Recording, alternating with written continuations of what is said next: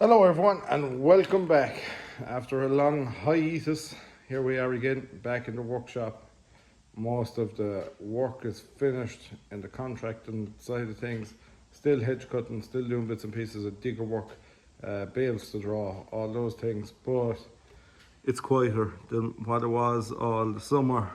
So yeah, back to normality, I suppose you could call it. Back to doing a few jobs, tipping around, hopefully making a few videos. So that was kind of basically why I wasn't on it, just too much to do. And when you have too much to do, you kind of don't have the interest. Well, I don't anyway, so it's not how I make my living or anything. It's off of YouTube, like, so it's a help, don't get me wrong, it's a help, but it's just too much other things to do, so that's why I was absent. So anyway, getting back to it, here we have our new Holland T7550. So those of you who don't know, this is the same tractor as a Case CVX 195 Steyr type, and she's in for her winter maintenance. Good few jobs and bits and pieces of jobs to do. Front axle needs a bit of attention. Tappets need attention, which is running. She's running very rough. We had looked at that already, but it transpired that our rockers, our actual rocker arms, were worn. There was a groove worn into one of them, so we need to take those off now and do a job on those. That'll be our mechanic will be doing that. I just stay away from engines. I don't touch anything engine related at all. Our front linkage, as you can see, is held up with a chain. A hose burst on it one day, and it was dismounted on the back, and all that needs to be sorted out. I need to pipe it into a spool, put taps on it, do a tastier job than was originally done on it, because it was actually occupying a spool all the time, the way it was. So other than that, I think it needs cab mounts, and I'd say our turbocharger could maybe be not too far away from needing renewal.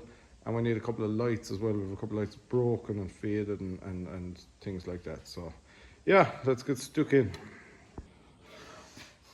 So straight away we have a couple of problems here. Number one, anyway, as you can see, the paint work. So somebody had actually resprayed a hell of a lot of this tractor at some stage, and they undercoated it, but paint never properly stuck to the undercoat. So more and more it's been washed, the more it's getting down to the undercoat. So I'm unsure of what we're going to do there.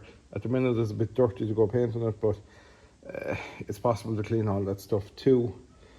I don't know what I'm going to do. I may just spray the front axle this year and tidy up other bits and pieces.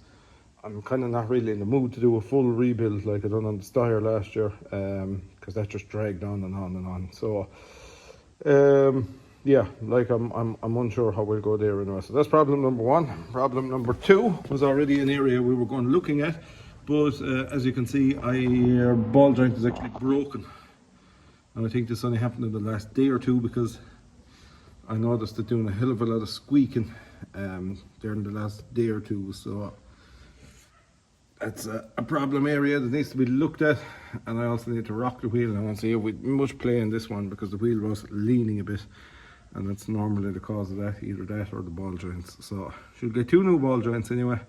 The drive shaft hanger will do what we can with the drive shaft hangers, and I must see now about my bushings on the top, the top arm here, on the pin on the top arm. So wheel off.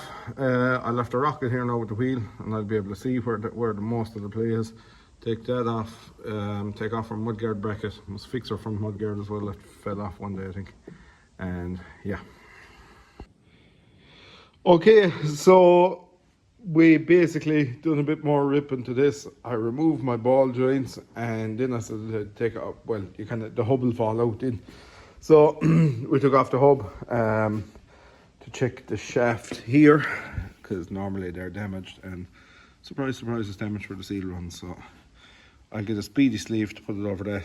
Should cure that issue. Top ball joint, bottom ball joint, and the bushings, as I suspected, in this top wishbone were done. So new bushings on the top there, and that'll be it really on this side.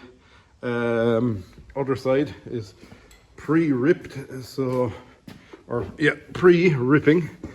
So you'll see it. I have the mudguard taken off, I have the wheel taken off, but our ball joints are good. See, this one here is good, and this one is good as well. Still a good gap there. That's kind of a telltale sign that the ball joints are gone if the gap there is closed. But the wheel wasn't leaning anyway.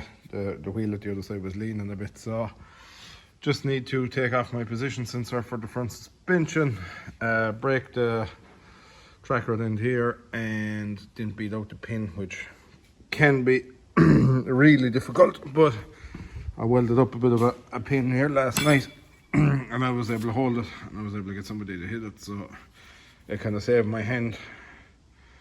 It's like a shield a Roman would have, huh? It saved my hand from getting a smack. So out with them bushings, out with this bushing here. I'll have to weld to this one to actually beat it out, but it's broken anyway, as you can see. But yeah, I'll weld to the bottom of it here, and I'll just drive a bar through, hit the bar, and then therefore drive out the bush. And I think I'll paint up the axle. The more I look at it, more it's annoying me a little bit. Shim upper drive shaft hangers, and we'll be good to go for another while. So here you can see the difference between a good ball joint, which that was the top one, and a cooked one, which is finished its life. Some difference, some wear in that there now, isn't there? It was totally shot. So they're about 100 quid a piece, if not more. They're enough little items. So I got a lint of this ball joint braking device off of our mechanic. It's a real handy yoke for this, because you'd have a bar in there and be sledging and everything. Basically jam it in, squeeze it down a bit. Once there's some bit of pressure on it, hit this a smack and it just pops off. But you can really see the wear here. See the movement in the bushing there. So that needs to be renewed. Actually, funnily enough, it's nearly impossible to keep these right when that's worn. You can't stop these from banging when there's wear there. So yeah, the pin is good though, thankfully, because the pins are an awful price. But pin is good on the other side anyway. I'd imagine it should be the same story on this side. So yeah, we'll take off this ball joint, or sorry, this track rod end, take the cap off of here, beat out our pin, and hopefully it should be a relatively simple affair. Okay, so we moved on from the front axle. I have to wait for parts now for it, so I'll keep stripping. As I said, our mechanic will come up and he'll set the tappets for us. But anyway, we've moved on to the business end of it, which is the engine. It's the business end of any tractor. And in this case, it's a Sisu, a 6.6 litre Sisu engine, which is made in Finland, which you would now know it's in Valtra's, Massey Ferguson's, and I think some of the Finns now have it as well. But originally that engine was actually a joint development between Steyr and Valmet, and then they developed the Sisu engine when the Steyr tractor plant started to be kind of closed down a little bit, we'll call it. When the company was broke up, they sold off the engine rights, and Valmet started developing the new range of engines they were coming out with in return for, I think there was some deal made anyway. So that's basically the history of a Sisu engine. They have a couple of quirky little features, one being they have two separate cylinder heads. So when we get all this stripped off, you'll see there's one head and then there's another head, and they're very prone to cracking the manifold right here. But a really, really good, strong engine that doesn't give many problems at all. So I'm going to strip off this manifold. As you can see, there's a stud sheared here. There's also a, no, it's just one stud sheared. So we'll get all that off. We'll get out that sheared stud, and we'll do a bit of cleaning, a bit of tidying, take off a bit more stuff to make it a bit more accessible, and we'll show you the rockers and exhaust and inlet valves and all that kind of stuff, and you'll be able to see the two separate cylinder heads. My turbocharger also, I think I had said to you, I thought it was in trouble, so you should be able to see it here now. You can see it clear with my hand out of the way, obviously. But you can see there where the turbo has actually rubbed the sidewalls, and if you move it, I think it does ever so slightly rub the sidewalls, so that turbo is need of a recon, I think. Okay, so that's all that stuff off. Now I'm going to give a brief explanation as to how an engine works if I have enough battery and enough storage left in this. So basically, right, where would we start? Okay, so here is your air intake. Your original air intake will come through a filter. It's sucked from here in the front of the tractor, goes through the filter, down through you have rubber pipes or whatever, and it's going onto the turbocharger in this case. Now, if this tractor didn't have a turbocharger, just go around to the other side, our air intake would be going directly on here. Now, I know it's hard to see, but bear with me.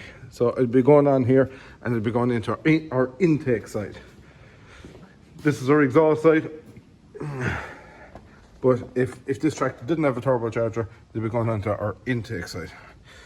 Now, when it goes in, these guys are moving at a really fast speed. And if you can see the springs, there are valves. So there will be an intake valve and an exhaust valve. So you'll have air going in that mixes with your fuel mixture. When that's in the chamber, it ignites.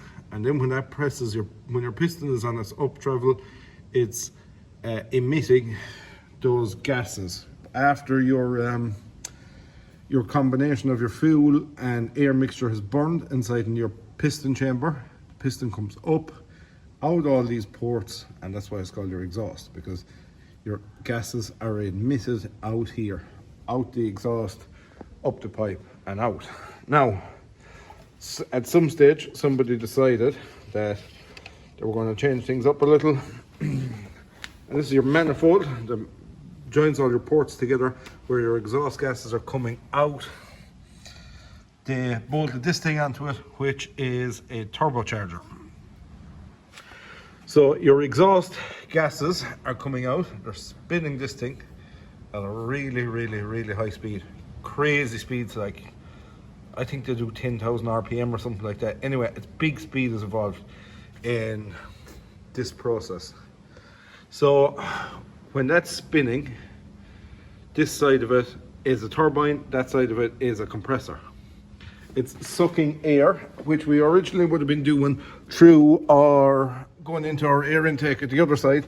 Now comes in here from our air filter into the turbocharger, is compressed, shoved over to the other side and into your air intake, which basically gives you more power. You're forcing, it's force fed into the engine, opposed to the other way, the engine is just sucking it on demand. So this is force fed. Now they went a step further than that, and anyone from my age group will remember when you had posters on your wall when you were a young fella, because it was a real 90s thing. I don't know when it came in, I'd say it was in the late 80s, but it wasn't, now it's on absolutely everything. But when I was a young fella, any cool, powerful vehicle always had the sticker, or it was normally in red, intercooler, written on the side of it. So what your intercooler is doing is when your turbo compresses the air, it shoves it through this pipe out here into this, which is a radiator. And it's called the intercooler. And the intercooler then brings this air in here into the air intake. Now you may ask, what is the point of that? So it's cooling the air. Believe it or not, that makes a huge difference. It makes the air more dense, therefore gives the engine more power again. I couldn't put quite a figure on it of what percentage more power wise an intercooler will add, but anything with real horsepower in it has an intercooler on it. So that's a basic explanation of how that works. So we'll just go back over it a little bit again. Your valves are working up and down. This is doing 1000 RPM minimum, you could nearly say, constantly opening and closing your exhaust valve and your inlet valve, exhaust inlet. It's leaving air in, leaving air exhaust out, putting your injectors are putting the fuel in, and then the turbocharger came along and it totally changed the game of power that was available to relatively small sized engines. If this engine didn't have a turbo in it, it would be, you wouldn't get as far as the door of the shed here, and you'd notice the lack of power in it. That's how much turbochargers changed that game. So yeah, I just had to give a brief explanation as to how all this works, because I know maybe some people who watch it might be, some people of course know it, and then obviously some people don't know it as well. So just I do a little video on it. You can see the separation on our 2-cylinder heads here. Right there is our split, and this lead joins them together. There's a coolant joint there. There's coolant coming out here and going into the other head. So yeah, that's pretty much it for this video. I hope you enjoyed the return. Thank you very much for watching. Please give me some feedback in the comments and let me know what you think.